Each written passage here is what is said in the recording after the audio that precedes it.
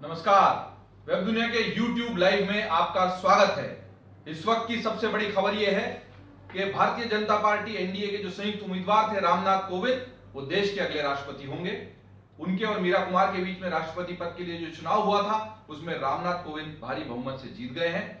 आप यहां देख सकते हैं दोनों को जो वोट मिले हैं। रामनाथ कोविंद को 7,02,044 वोट मिले हैं और मीरा कुमार को 3,67,314 यानी कि 65% मत हासिल करके रामनाथ कोविंद ने यह चुनाव जीत लिया है और रामनाथ कोविंद ही देश के 14वें राष्ट्रपति की शपथ लेंगे।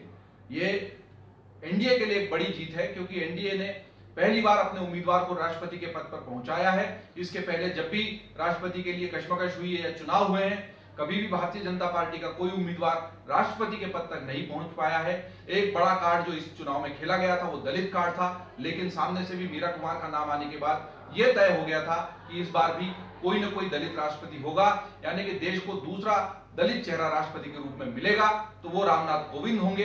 लेकिन उससे बड़ी उपलब्धि भारतीय जनता पार्टी के लिए और उसकी पृष्ठभूमि से जुड़े लोगों के लिए यह है कि पहली बार भारतीय जनता पार्टी की पृष्ठभूमि से कोई राष्ट्रपति होंगे। कानपुर देहात जहां से कि रामनाथ कोविंद आते हैं वहां निश्चित ही खुशी की लहर है और समूचे भारतीय जनता पार्टी में। इसमें सबसे बड़ी बात यह है कि इस चुनाव में अभी जो सूची सामने आई है उसमें क्रॉस वोटिंग की भी बात आ रही है। गुजरात, उत्तर प्रदेश, महाराष्ट्र, यहां तक कि गोवा में भी क्रॉस वोटिंग हुई है। इसका मतलब कि कांग्रेस और अन्य विपक्षी दलों के विधायकों ने भी रामनाथ कोविंद को वोट दिए हैं। ये चौंकाने वाला है और इसको किस तरीके से भारतीय जनता पार्टी ने, अमित शाह और उनकी टीम ने मैनेज किया है, ये आने वाले समय में इसका आकलन आपके सामने आएगा और हम भी वेब दुनिया के माध्यम से लगातार इस पर नजर रखेंगे। लेकिन इसमें एक बड़ी बात यह भी थी कि नीतीश कुमार और अन्य दूसरे जो विपक्षी दल हैं उन्होंने रामनाथ कोविंद को अपने समर्थन की घोषणा की थी और उसी का यह हासिल है कि रामनाथ कोविंद भारी बहुमत से जीत गए हैं।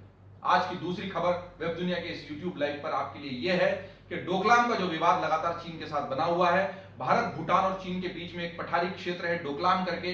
वो डोकलाम इसलिए सामरिक दृष्टि से महत्वपूर्ण है कि उस पूरे क्षेत्र में घाटी वाला इलाका है, लेकिन डोकलाम एकमात्र ऐसा ऊंचाई वाला इलाका है वहां पर यदि चीन पहुंच जाता है, वो सड़क के बहाने पहुंच रहा है, लेकिन दरअसल उसका जो मंसूबा है वो कुछ और है। वो वहां से ऊंचाई पर रहकर भारत और भूटान दोनों को ही अपनी निगाह में लेना चाहता है, खासतौर पर भारत को निशाना बनाना चाहता है। उसके इस कुटिल मंसूबे को भांपते हुए ही भारत ने ही लगातार प्रतिकार किया, प्रत्युत्तर दिया और भारतीय सैनिकों ने अड़कर उस क्षेत्र में चीन को आगे नहीं बढ़ने दिया। और आज सुषमा स्वराज जो कि विदेश मंत्री हैं, उन्होंने दो टूक चीन से यह कहा है कि पहले चीन ने वहां पर अपनी सेना भेजकर गलत काम किया है तो चीन को पहले हटना होगा। वो बार बार भारत को अपनी सेना हटाने के लिए ना कहे, चीन की सेना के जवाब में भारत की सेना वहां पर आई है और जब चीन अपनी सेना वहां से हटा लेगा तभी भारत भी अपनी सेना की वापसी के बारे में सोचेगा। तो ये दो बड़ी खबरें, रामनाथ कोविंद भारत के अगले राष्ट्रपति होंगे और डोकलाम विवाद में सुषमा स्वराज ने चीन को दो टूक जवाब दिया है। वेब दुनिया के साथ जुड़े रहिए और लगातार ताजा खबरों के लिए देखते रहिए www.webdunia.com।